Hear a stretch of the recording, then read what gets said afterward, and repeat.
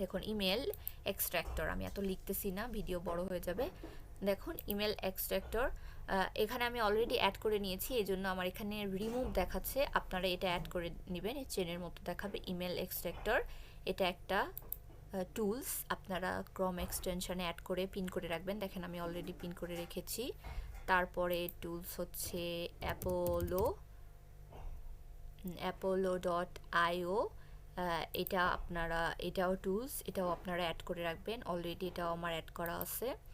তারপরে lead IQ, এটাও একটা টুলস, এটাও অ্যাড করে নেবেন। দেখেন আসি হচ্ছে কেন্ডো, এই যে অ্যাড হচ্ছে। এখন আমি গিয়ে এখান থেকে পিন করে রাখবো। কোথায় গেল আমার কিন্ডো? এই যে পিন করলে এখানে শো করবে, সবসময় এখানে থেকে যাবে। এভাবে আপনারা আপনাদের প্রয়োজনীয় এক্সটেনশনগুলো অ্যাড করে রাখবেন, যাতে আপনারা সহজে আপনাদের কাজ করার সময় এই টুলসগুলো ব্যবহার করতে পারেন। ঠিক আছে, তো আমরা এখন প্রথমে লিড জেনারেশনের কাজ করার জন্য প্রথমে আপনাদেরকে একটা ডকুমেন্ট, অবশ্যই শিট রেডি করে রাখতে হবে, যেখানে আপনার ক্লায়েন্ট আপনাকে যে ধরনের তথ্য সংগ্রহ করতে বলবে সেই অনুযায়ী আপনারা একটা শিট অবশ্যই আগে সেট আপ করে রাখবেন। আমি অলরেডি সেট করে রেখেছি একটা শিট।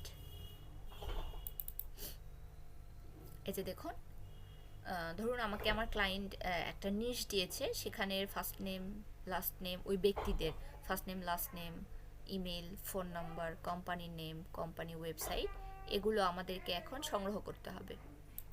তো আমি প্রথমে একটা সেল কলাম সহ সেল করে নিয়েছি, সিরিয়াল নং, যাতে আমি বুঝতে পারি আমার কতগুলো কালেক্ট করা হয়ে গেল।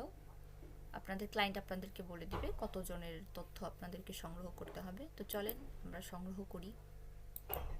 দেখেন, সংগ্রহ করার জন্য আপনাকে নিশ প্রয়োজন, এবং এই নিশ থেকে আপনারা দুইভাবে তথ্য কালেক্ট করতে পারেন, একটা ম্যাপ থেকে, আরেকটা হচ্ছে লিঙ্কড ইন এক্সরে থেকে। এখান থেকে সহজ, দেখেন free linked x ray search tool, এখানে যাবেন, রিকোয়ারমেন্টে যাবেন, গিয়ে সার্চ করবেন আপনার কি প্রয়োজন।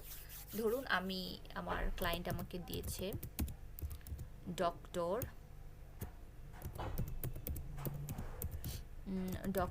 ইন ইউএসএ ডাক্তারদের তথ্য আমার সংগ্রহ করতে হবে। দেখেন অলরেডি এখানে অনেকগুলো আসতেছে, দেখুন আমার যতগুলো প্রয়োজন আমি নিতে পারবো।